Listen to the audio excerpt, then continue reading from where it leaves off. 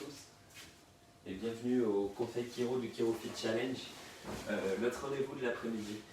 Le ChiroFit Challenge, vous le savez, c'est une routine le matin à 10 h pour bien démarrer la journée, un rendez-vous du soir à 19 h pour bien la terminer. Et le Conseil Chiro vers 14 h 30, 15 h selon les siestes de Lorenzo. Ce conseil, il a pour but de transformer et de vous donner des connaissances sur la manière dont vous voyez votre santé, vous comprenez comment elle marche, vous donner des connaissances sur le système nerveux, vous donner des outils pour reprendre le pouvoir sur votre santé, comment entretenir votre santé et votre corps, mais aussi vous donner des outils pour mieux comprendre les différents événements de la vie, comment ça se passe, comment ça se déroule, et avoir une acceptation plus facile par rapport à ça. Aujourd'hui, on va parler de la résolution et de la décharge. Donc on connaît tous le mot résolution par rapport aux bonnes résolutions de fin d'année.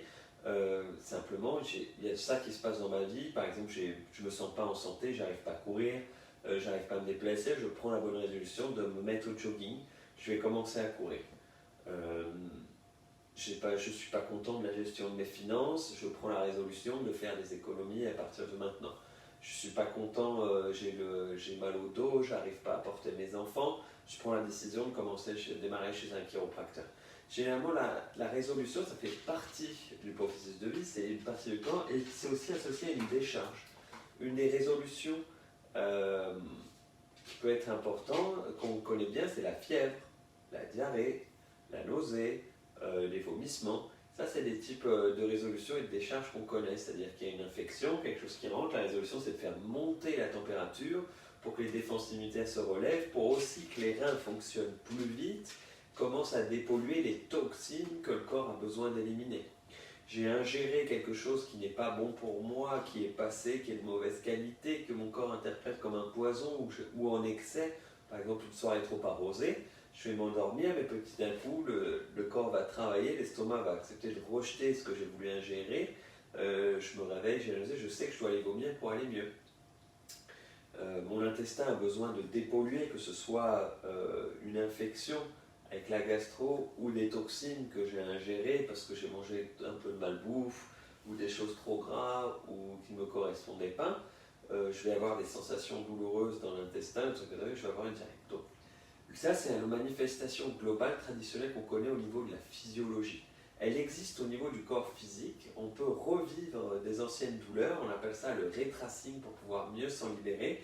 Une vieille douleur réapparaît, remonte, s'intensifie jusqu'à qu'on y retrouve le calme, la tranquillité, qu'on l'écoute et on la décharge et elle disparaît. Ça nous arrive souvent que les patients nous rapportent ça pendant les traitements, pendant les suivis de soins chiropratiques, pendant les phases de soins. Et généralement, c'est quelque chose qui dure et ça dure en nombre de jours impair. On n'a pas la réponse à ça. Pourquoi en nombre de jours impair? On aimerait bien l'avoir, mais peut-être qu'il y a un jour où le corps guérit, puis l'autre jour s'occupe plus des hormones, dans ces phases de résolution, dans ces phases d'équilibre. C'est une réflexion personnelle, je n'ai pas trop de réponse à ça. C'est un de mes enseignants qui n'est plus là d'ailleurs, donc je ne sais pas s'il avait trouvé la réponse, je ne l'aurais pas, ou sauf s'il y a un livre qui sort de lui.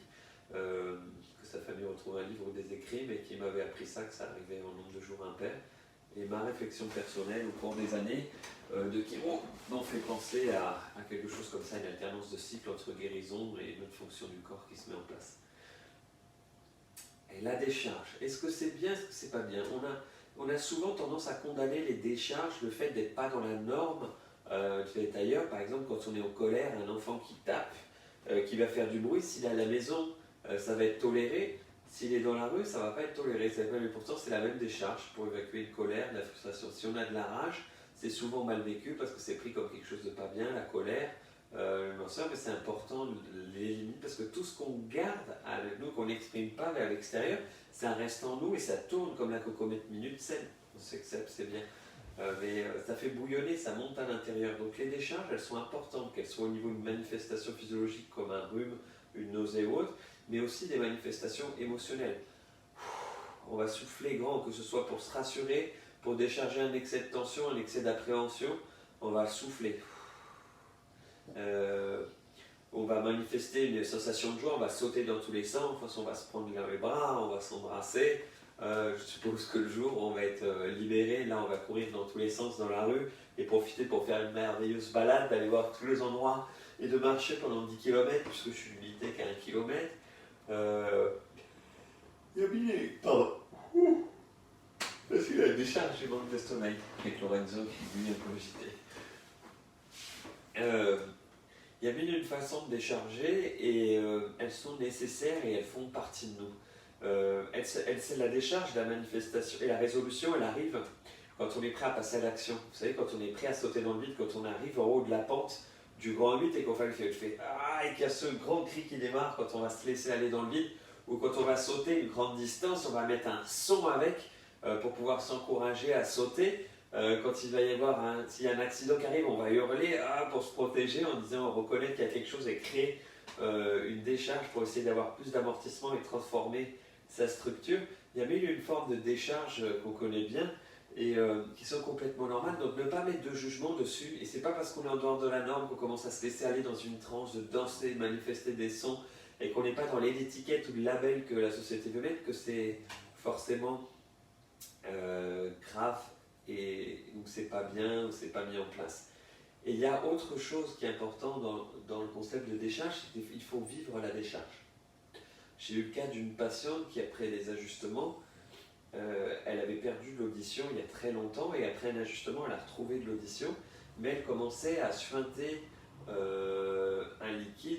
liquide un petit peu dans les oreilles. Donc ça l'inquiétait, c'est normal, elle ne m'a pas joint. J'avais rien fait sur les oreilles, on avait fait un ajustement des hautes cervicales, mais il y a eu cette manifestation-là. Elle avait récupéré l'audition, elle avait commencé à suinter. Et elle a pris, ça l'inquiétait, donc il y a eu un recours, il y a eu de la médicamentation et du soin. Et du coup, on a stoppé l'écoulement, ce qui est normal, on a voulu contrôler le symptôme, parce que des fois, il y a des symptômes d'écoulement dans les oreilles qui ne sont pas rassurants. Ce n'est pas ce type d'écoulement-là, mais il y a des types d'écoulement dans les oreilles qui peuvent être indiqués comme importants à contrôler, dangereux, qui peuvent manifester qu'il y a quelque chose qui se passe à l'intérieur de la boîte crânienne.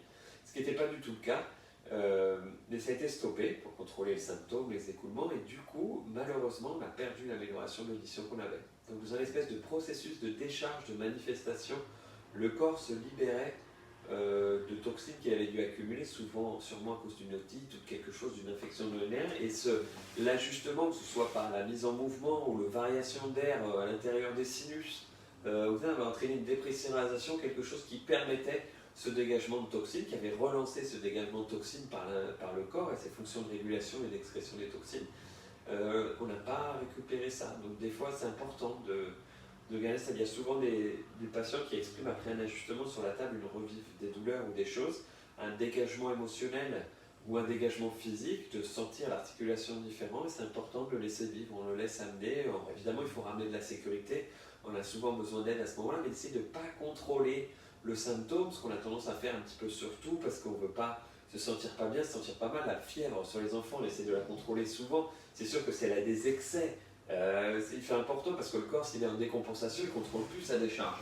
Mais s'il est sur un système réglé qui fonctionne à peu près, la fièvre, quand elle monte, ça nous permet de nous défendre contre le système immunitaire. Pareil dans le corps, une douleur qui apparaît, une vieille douleur, si on arrive à respirer dedans, de l'accompagner avec de l'aide, de faire un ajustement, que ce soit pour accompagner le système, ou que ce soit un massage, que ce soit de l'acupuncture, mais pas dans le but de contrôler le symptôme, sinon de laisser le corps s'exprimer, de mieux fonctionner, de mieux fueler, que ce soit l'émotion, l'organe, la physiologie, l'articulation, le mouvement à l'intérieur, la prise de conscience, pour que la résolution se fasse vraiment, et qu'au lieu de se débarrasser, contrôler, effacer, on transforme et on se libère.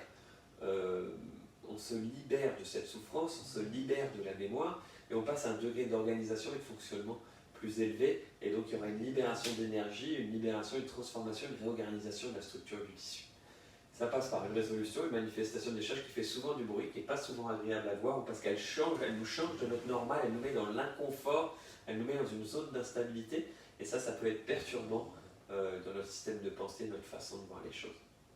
J'espère que ça peut vous aider. Vous avez une respiration, quand vous avez des moments comme ça, inspirez par le nez, retenez la respiration et soufflez, comme pour vous aider à vous évacuer. Le meilleur exemple de tout ça, j'aurais peut-être dû l'expliquer au début, c'est une montgolfière. La montgolfière qu'on fait monter, là, on construit la montgolfière de la santé, de temps en temps on laisse aller des poids qui ne nous servent plus à rien.